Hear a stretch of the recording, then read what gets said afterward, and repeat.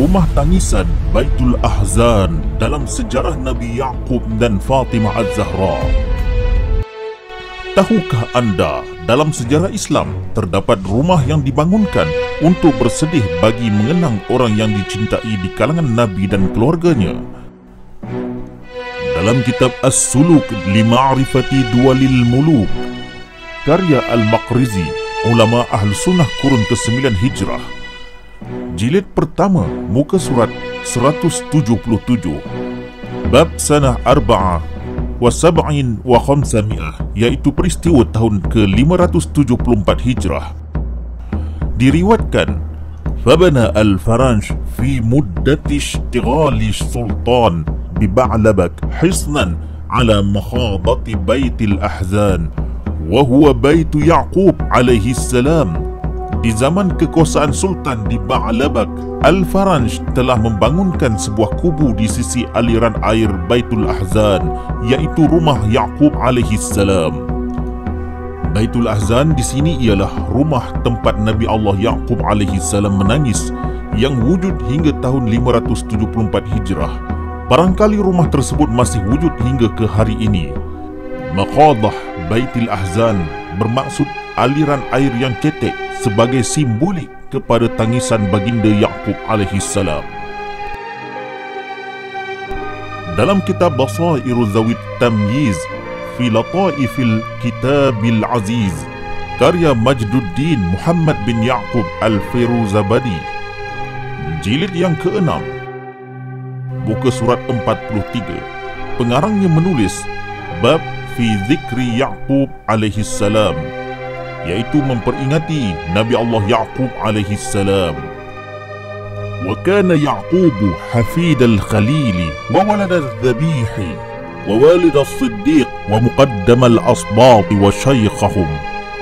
Yaqub adalah cucu Nabi Ibrahim al-Khalil, anak sembelihan anak As-Siddiq Yusuf alaihi salam, pemuka cucunda dan nenda mereka. Wajadda anbiya'i Bani Israel wabna akhi Ismail wa waritha jamalih, datuk para nabi Bani Israel, anak saudara Ismail, pewaris keelokannya. Wa'takafa fi Baitil Ahzan 40 sanah, baginda beriktikaf di Baitil Ahzan selama 40 tahun. Wa qila 70 sanatan, ada yang berkata 70 tahun. Wastanshaqa riha thawbi Yusufa min masafati 80 farsakhan, lalu suatu ketika baginda tercium bau pakaian Yusuf dari jarak 80 farsakh. Ada golongan yang menyatakan menangis untuk orang yang meninggal dunia itu bid'ah. Tetapi persoalannya di sini, adakah Nabi Yaqub alaihi salam juga melakukan bid'ah kerana bersedih dan menangis selama 40 tahun sehingga hilang penglihatannya? Dalam kitab Minhaj Al-Sunnah karya Ibnu Taimiyah, jilid ke-8, muka surat 459, pengarangnya menulis, "Thumma inna haula'i syi'ati wa ghairahum yahkuna an Fatimata min huzniha ala Nabi sallallahu alaihi wa alihi wasallam ma la yusafu wa annaha banat Baitul Ahzan." Kemudian orang-orang Syiah ini dan yang lain lagi menceritakan tentang Fatimah bahawa kesedihannya terhadap Nabi sallallahu alaihi wa alihi wasallam tidak dapat digambarkan, dan beliau membangunkan rumah kesedihan atau rumah tangisan. Iaitu Syiah dan kelompok-kelompok lain seperti Ahlus Sunnah mendakwa Fatimah membangunkan rumah tangisan. Baitul Ahzan tersebut pernah wujud di Jannatul Baqi', Madinah, sehinggalah pada tahun 1925 Baitul Ahzan ini dimusnahkan oleh gerombolan Wahhabi.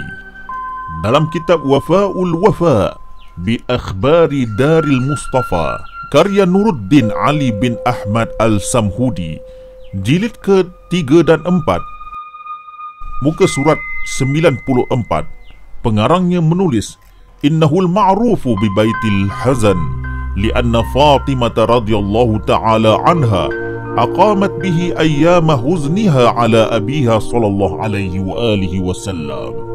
Ia dikenali sebagai rumah duka cita kerana Fatimah tinggal di sana selama hari-hari kesedihannya untuk ayahandanya sallallahu alaihi wa alihi wasallam. Dalam kitab Rihlah Ibni Jubair karya Abil Husain Muhammad bin Ahmad bin Jubair Al-Kanani Al-Andalusi Al-Balasi, penerbit Asy-Syarikatul Alamiyatul Kitab, muka surat 144.